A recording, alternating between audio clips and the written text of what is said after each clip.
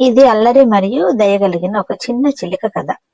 Hello all, చిన్ని కథలు చెప్పనాకి స్వాగతం. ఒక అందమైన అడవిలో ఒక చిట్టి చిలుక ఉండేది. అది ఎంతో అందంగా ఉంటుంది. అందానికి తగ్గట్టు దానికి మంచి మనసు ఉంది. అలాగే అది చాలా అల్లరిది, తుంటరి చిలుక కూడా.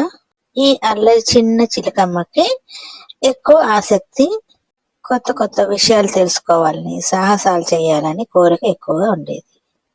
ఈ చిలుకకి ఎప్పుడు కూడా దూరంగా ఉన్న ఒక దట్టమైన అడవిలోకి వెళ్ళాలని ఆసక్తి ఉండేది ఈ చిలుకమ్మకి. ఎందుకంటే అక్కడ ఉండే జంతువులన్నీ కూడా ఆ అడవి చాలా భయంకరమైన అడవి అని, చాలా దట్టమైన అడవి అని, అందులోనికి వెళితే దారి తప్పిపోతామని చెప్పుకునేవారు. అందుకే అటువైపు ఎవరిని వెళ్ళొద్దని అనేవారు. కానీ ఈ చిట్టి చిలకమ్మ ఆ మాటలు ఏవి పట్టించుకోకుండా ఒకసారి ఎవరికి తెలియకుండా ఆ అడవిలోనికి ప్రయాణం సాగించింది. మెల్లగా ఆ దట్టమైన అడవిలోనికి వెళ్ళింది ఈ చిలకమ్మ. ఆ అడవిలోనికి ప్రవేశించింది గాని వెళ్ళిన తర్వాత గాని అర్థం కాలేదు చిలకమ్మకి, అందరూ ఆ అడవిలోనికి ఎందుకు వెళ్ళొద్దంటారు అని. లోనికి వెళ్ళిందే గాని ఎటు వెళ్తుందో గాని తెలియని అయోమయ పరిస్థితుల్లో పడిపోయింది చిలకమ్మ. వెళ్ళగా వెళ్ళగా ఒక చోట నుంచి చిన్న అరుపు వినిపించింది. చిలకమ్మ అటువైపు చూడగా ఒక చిన్న ముళ్ళ కంపల మధ్య ఇరుక్కున్న చిన్న జింక పిల్ల కనిపించింది చిలకమ్మకి. అటువైపు వెళ్లి జింక పిల్లని మెల్లగా లాగి బయటకు తీసింది, రక్షించింది చిలకమ్మ. జింక పిల్ల చిలకమ్మకి ఆనందంగా తన కృతజ్ఞతలు తెలిపింది. మళ్ళీ అక్కడి నుంచి దారి వెతుకుతుంటూ ప్రయాణమైంది చిలకమ్మ. అయితే చిలకమ్మకి అక్కడ నీళ్ళ కోసం వెతుకుతున్న ఒక కుందేలు కనిపించింది. కుందేలు పిల్లతో పాటు చిలకమ్మ కూడా నీళ్ళ కోసం వెతుకుతూ నీళ్లు కనిపించే దారిని చూపించింది కుందేలు పిల్లకి చిలకమ్మ. కుందేలు సంతోషాన్ని వ్యక్తం చేసింది చిలకమ్మ చేసిన సహాయానికి. ఇలా చిలకమ్మ ఎప్పటిలాగానే తన తోచిన విధంగా ఆపదలో ఉన్న వారికి సహాయం చేస్తూ ముందుకు సాగింది.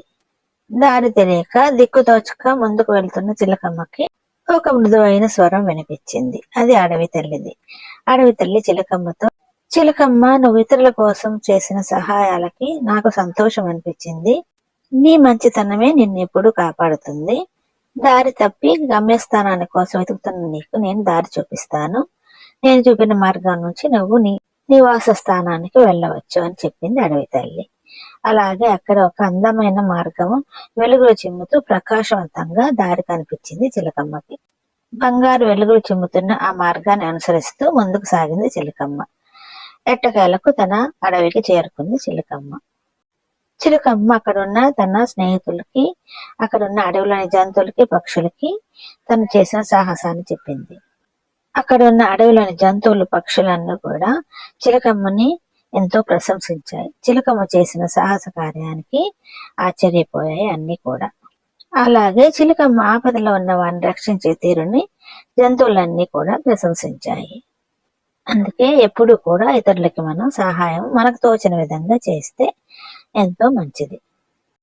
పిల్లలు, ఇలాంటి మరిన్ని చిన్ని కథల కోసం do like, share and subscribe my channel చిన్ని కథలు చెప్పనా.